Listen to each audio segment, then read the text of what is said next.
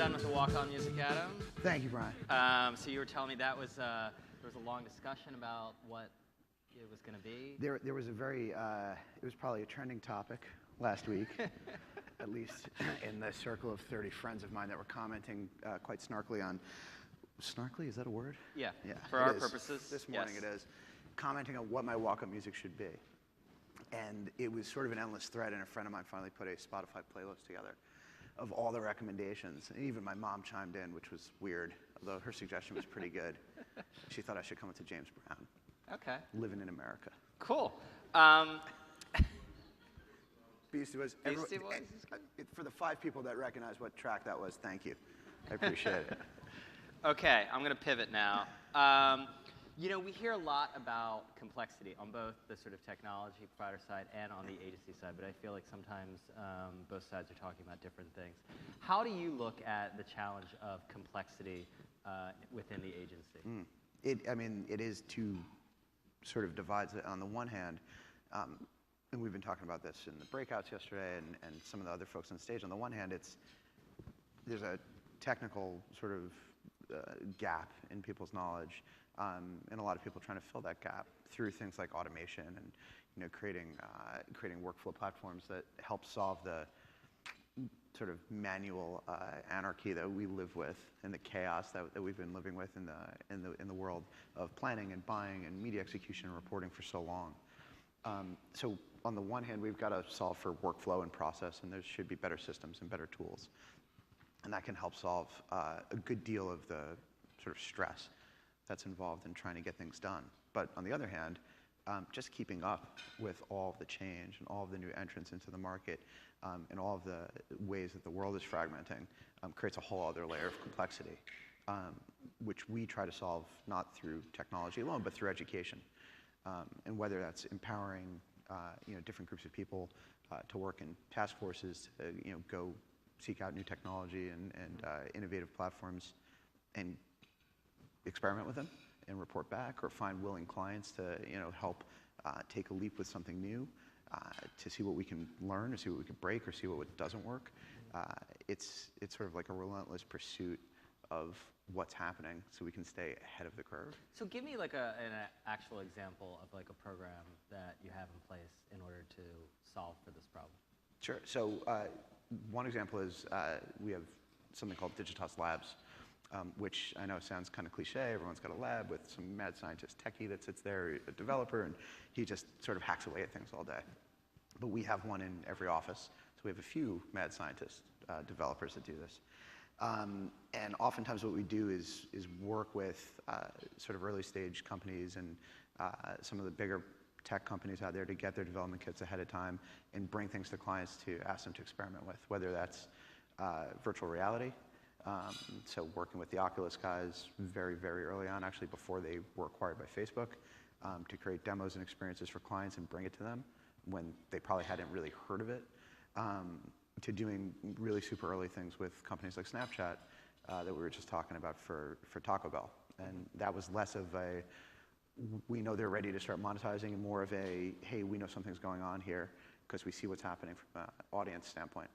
We see the trends, and we know that it's important for this brand to have a voice with this audience. What can we do? Yeah.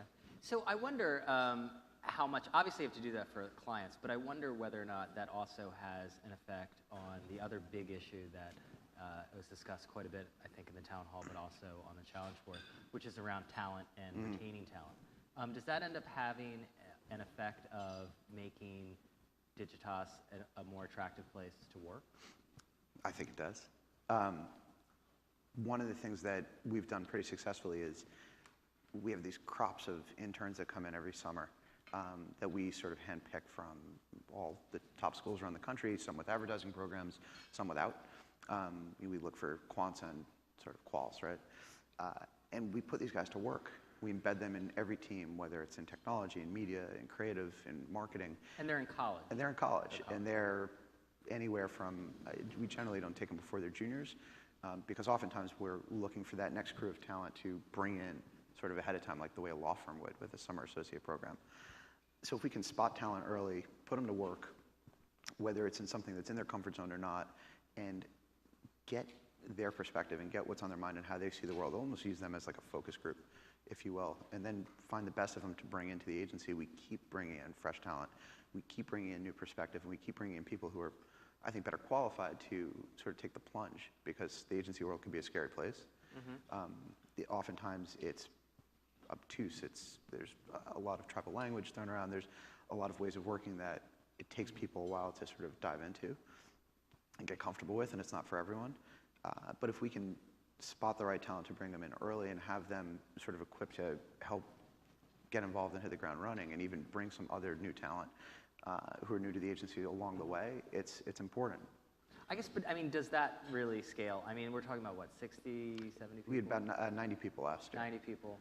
But you're hiring way more than Absolutely. that. I mean, we are, in media alone, we're 400. Are these like the officers of, like, you know, then there's the infantry? Yes.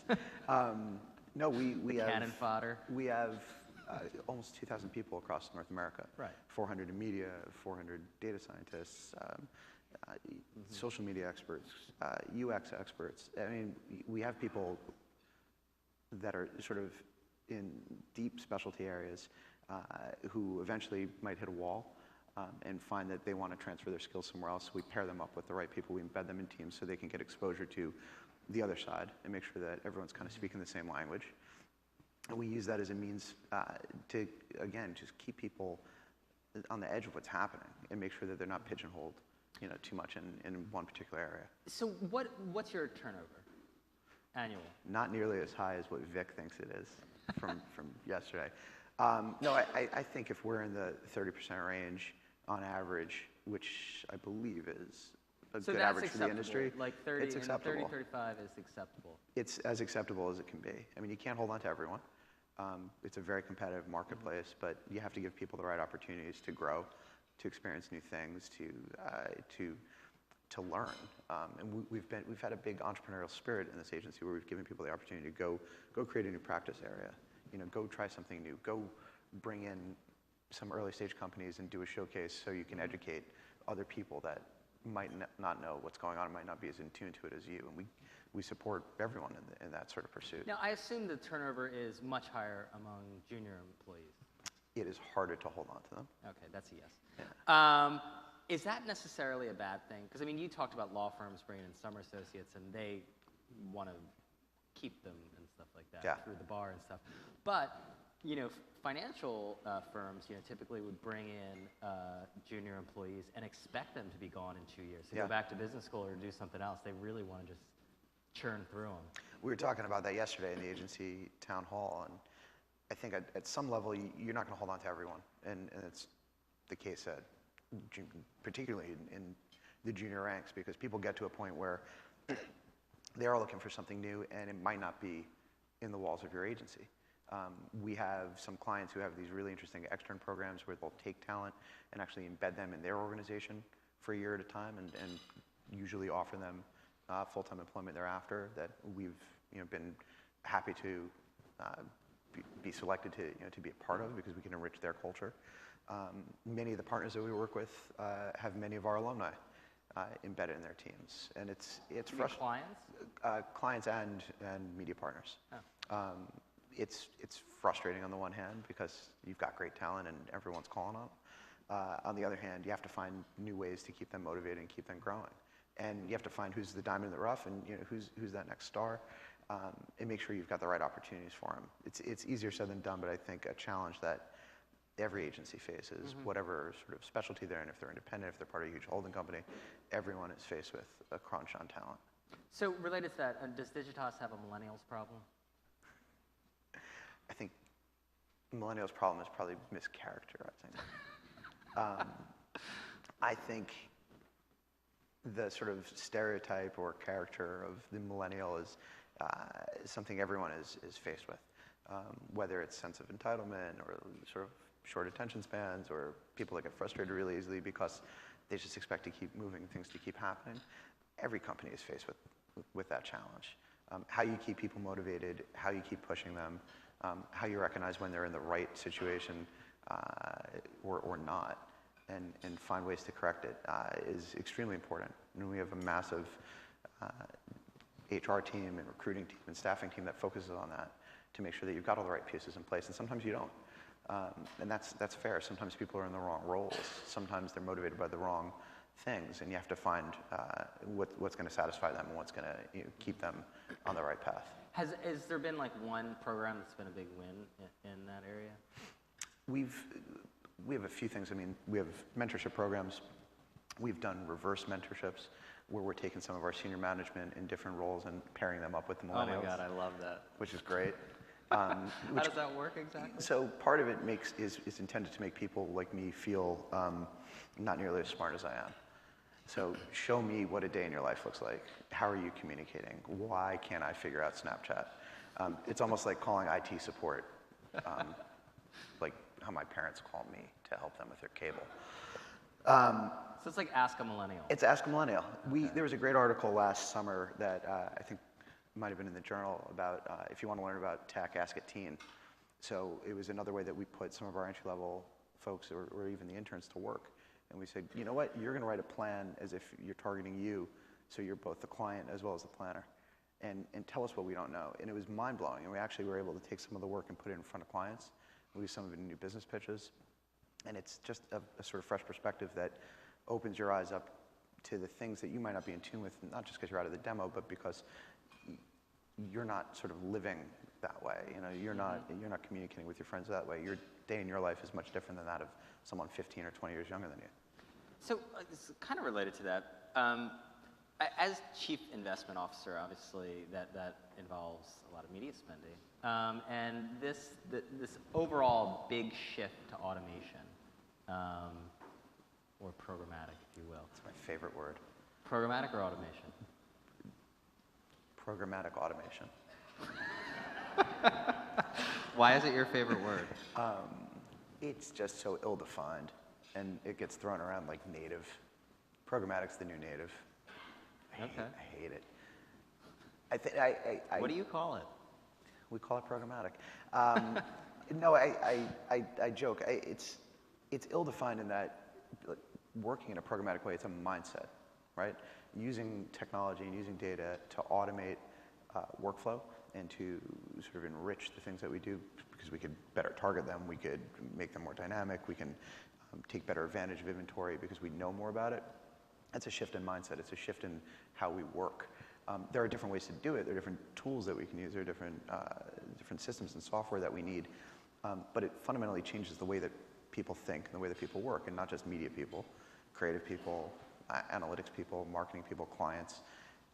It's not just 5 people that sit at a desk and trade impressions and clicks all day. Okay, so I mean, I get it. So it's going to change overall. It should, all facets of the agency. Absolutely, and I think it already is for us. Okay, but it's going to affect some areas more than others. Absolutely, and probably the biggest shift we've seen is how media dollars are getting invested, and that they're moving from some platforms to others that are being disrupted through what's available on open exchanges or private marketplaces that we can better access through better tools. So on the one hand, there's cost efficiencies to be gained, there's workflow efficiencies to be gained, but to really realize how effective it can be and how much more improved it can be, it takes more than just having a few programmatic buyers doing this stuff. The creative considerations are huge. The tracking and analytics considerations are equally as massive. You can't look at this stuff in a silo. So speaking of that, does that mean, I mean, are we sort of emerging out of the trading desk era of it being sort of put into a trading desk? I think what you're seeing is the trading desk can't be 1 or 2 steps removed from client work. You can't look at this stuff separately. It can't just be a line item on a spreadsheet that says, we're doing programmatic, check. And it's for this much money, and you're going to see some results. Like, the days of that, I think, are gone. People want to see how all this stuff fits together, both on the agency side as well as the client side. They want to see what the impact is of different techniques and different tactics on one another, so you could really look at a campaign for what it is, and not just for its individual parts. And again, it's changing. Everything that we're able to do today on a self-service basis probably wasn't as readily available a year or 2 ago.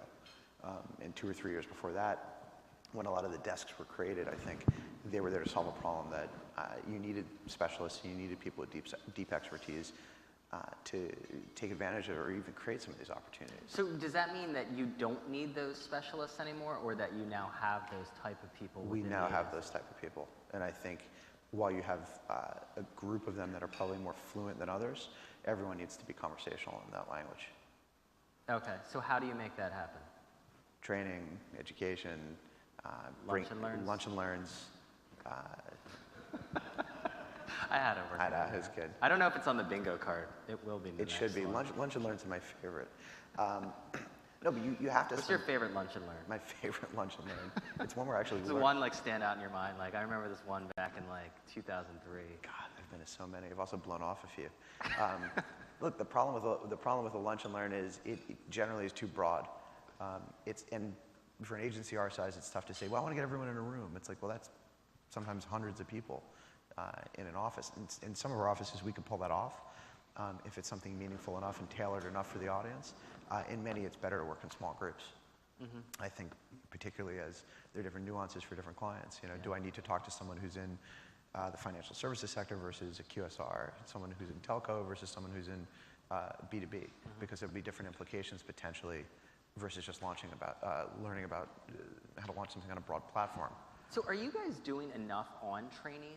I mean, have you greatly expanded it? Because I mean, it seems like it's way more. You need way more of it now than Absolutely. in an agency would need like 5 or 7 years ago. I would say we're probably not doing enough. Part of it is there's only so much time. There's only so much budget. You can only have so many programs, but we're looking for ways to refine it. We're looking for ways to make it more accessible through distance learning and creating interactive modules for people. I don't think you could have people sitting in rooms for 3 and 4 hours at a clip, you know, on sort of a daily or weekly basis, just going through you know, training intensives. It's just not feasible. But finding new ways to educate people, whether you're creating cohorts of people at particular levels so they can learn from one another, so skills can start to get more easily transferred, sending people, you know, on certain levels to certain events that they can come back and actually bring learnings back to, and then train the rest of the team is important. But working closely with a lot of our platform partners and media partners on bringing some of their experts inside is always super helpful. If I'm going to do a ton of work with Facebook on a new platform that they're developing, I got to figure out how to use it. So it makes sense to then have them come in, sure, maybe you do it over lunch, and get a group of people in a room that need to be the expert in that can then spread that through the rest of the agency. But it's a combination of both sort of what's internal, what's proprietary, what do we need to know in the marketplace that's better, you know, better suited and better served to help us evolve, and what don't we know? You know, sort of like what outside experts do we need to bring in to motivate, inspire people, teach people different techniques beyond, you know, the sort of like rote task of working in a platform.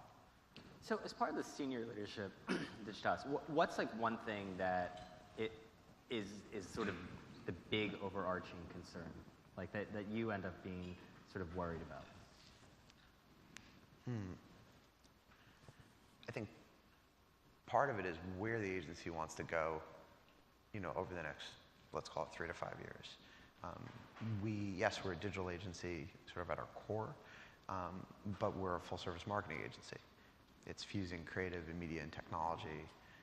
It's helping create storytelling platforms for brands. It's building businesses. And oftentimes you can get labeled in one particular way and you only get looked at, you know, for certain assignments or certain projects, you know, as a result of that. Well, you're a big digital agency, so great, we want to consider you for digital, you know, marketing work, or for performance media work, or, you know, for sort of database marketing work, which was the heritage of the agency. So I think breaking through that and making sure that our story is clear to the clients that we work with as well as everyone else in the marketplace is important. Continuing to attract differentiated talent, people with different skill sets is important. I think the planner and buyer of tomorrow is probably got a different set of qualifications, certainly more sort of numbers oriented coming out of school. We've been hiring a lot of quants, a lot of people that come into our analytics group that actually wind up getting cross-trained in media and finding ways to make people more versatile in the roles that they play. And I think the last bit is like just staying on the edge of innovation. You know, we continue to do pretty amazing things with a lot of our clients. and many of them are considered moonshots. You can't always have a moonshot with every client. You can't always have a blue sky idea. We get sort of beaten back by some clients to say, just give me something realistic. Like, that sounds great, but is it real? So being grounded in reality is important, but continuing to push, continuing to be at the edge, to help us just think differently and help us create new opportunities for clients is extremely important. It's not always what's for sale. Yeah. So what's one big external trend or platform that you are really keeping your eye on this year?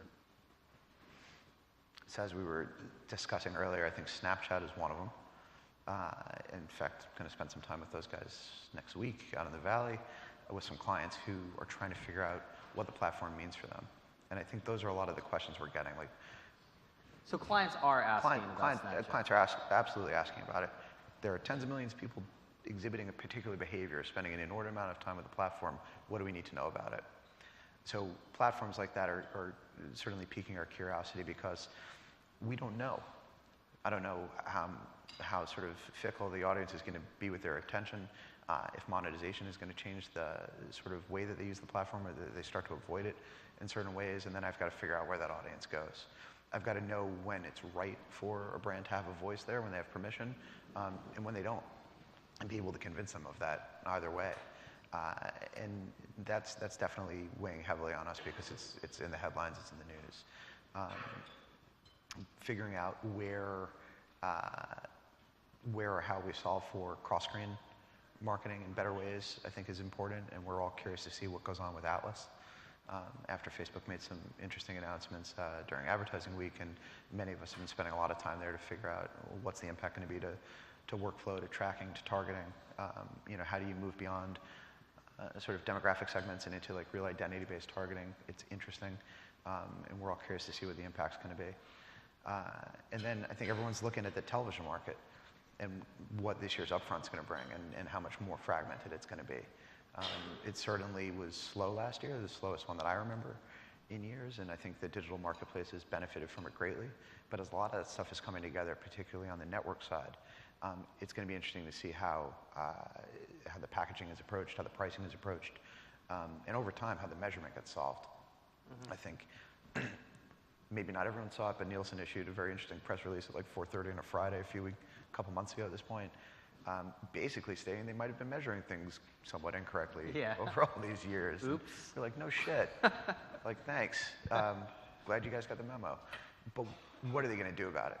And what are companies like ComScore going to do about it, who seem to be getting tied up with other companies like Kantar and Rentrax? So there's a sort of measurement revolution, I think, that's coming that we've all been kind of waiting for. And it doesn't mean it's going to happen overnight, but we're definitely keeping our eyes on it. Okay, cool. Want to open it up to questions? We have a couple microphones. And if you don't ask questions, I will. Yes. There's one right here. You talked about the upfronts being, I think, the slowest that you've seen it, that the last one, you're wondering what that's going to bring, about the measurement issues. There's been some people who's been tracking sort of the decline of live linear TV, saying that the only people watching live linear TV are almost dead at this point, based upon all the Viagra and drug ads on it. I mean, do you feel like clients are keeping up to speed with where the actual consumers are spending their time? I know you addressed Snapchat, but it just seems like there's an overspend in places like TV. I think a lot of the conversations I've been in of late, where sometimes we're buying TV, sometimes it's a sort of more traditional agency and we're doing the digital, more and more conversations are about the shifts in consumer behavior and how people are spending their time. And it's not just millennials that are not watching TV because they're on Snapchat. I was teaching a class at Fordham, or FIT, actually 2 classes, one with undergrads at FIT, one with graduate students at Fordham. And I asked them both, rooms of like 30 people, do you watch TV? And like no one's hands went up in either the 19-year-old set or the over 30 set. And I said, okay, bullshit, you're watching something. How are you doing it? Well, I've got a Roku, or well, I just stream Netflix, on my MacBook, or I've got my parents' HBO Go password, which that was a theme. So everyone's watching something, but they're watching it on their own terms. So it's TV programming on whatever screen they want because it's much more readily available. A lot of that's not being monetized. Almost none of it's being measured in a standard way today. And I think that speaks to a large opportunity that's on the marketplace to sort out for us. And you might have clients looking for the almost dead psychographic. The almost dead psychographic is definitely of interest to some of our clients, but not all. So it's changing. Any other questions? One in the front here. Hi, Phil Larman, the Mobile Majority. How much of the conversation are you as an agency having to drive the clients towards mobile advertising, or are they coming more inquiring? Because it's kind of the wild, wild west still, and some of them have been burned if they've tried it already. Yeah. I'm just curious of your perspective. So it's the year of mobile. Every year since 2000? Every year since 2000. It's funny. I think the year of mobile media is maybe more telling. I think mobile has become less of just like programmatic, it's less of a line item, like check the box on a plan. We have a lot of clients who are doing mobile-only campaigns, mobile-first creative. They're all trying to figure out what the right experience is that they need to deliver. That could be targeting, that could be creative, that could be what's the right user experience. Are they trying to sell things, capture leads, get people to watch content? It's changing a lot more than just the media planning and measurement process. It's changing the creative briefing process. Are they starting with a 30-second spot that they're briefing for and not for something that needs to be viewed on a 3.5-inch screen that might not be cached and might not be in HD and might need to be in lower fidelity than what you're going to have on a 10-foot experience? It's changing everything. At the same rate, while it's changing everything, a lot of clients are looking at, well, what's the cost? At what cost am I going to go and change up my creative process, my production process? What are all these other elements I need to consider, and how does it change workflow? How does it change staff? So it's a much bigger question that I think people are leaning into much more as mobile technology through handsets and tablets. It's as prevalent and as it's ever been, and people are spending an inordinate amount of time on those platforms. So going back to the TV question as well. Clients are curious. They want to know, well, what are people doing, and how do I make an impact there? What's my role? How do I have a voice, or don't I? Yeah, I get that it's not like looked at as separately, but it would seem, is it that every single plan has to have mobile on it in some? Okay. Yeah, I mean, at the end of the day, it's like you want to reach an audience. They're everywhere. You want to reach them during particular moments. Oftentimes, we're finding that that's tipping more and more to mobile. Whether that's in a social environment, even in a video-driven environment. I think YouTube surpassed 50% of their views on mobile late last year. I've heard even higher. Facebook, Twitter, 75-80% of the time spent is on mobile. Snapchat, Instagram, those are mobile-only applications. So if clients want to be relevant there, they need to rethink their process. And by the way, the answers aren't always going to be clear. The math isn't always going to be less than or sort of better than fuzzy. You've got to be willing to experiment. But I think this year it's going to continue to accelerate in big ways. Okay. Anyone else? My question for all of you is, by a show of hands, who's a first-timer in New Orleans in this room? First-timer. It's about half the room. A little bit more than half the room. It's like 60% of you guys. Did anyone make it out to Frenchman Street last night? I'll take it. No, you all made it to Bourbon Street because you're very quiet and hungover. If you want live music, go to Frenchman. It's better than Bourbon. And maybe we'll all grab a drink later. Okay. On that note, Cool. Thank you very much. Thank you, Brian. Thanks. Appreciate it.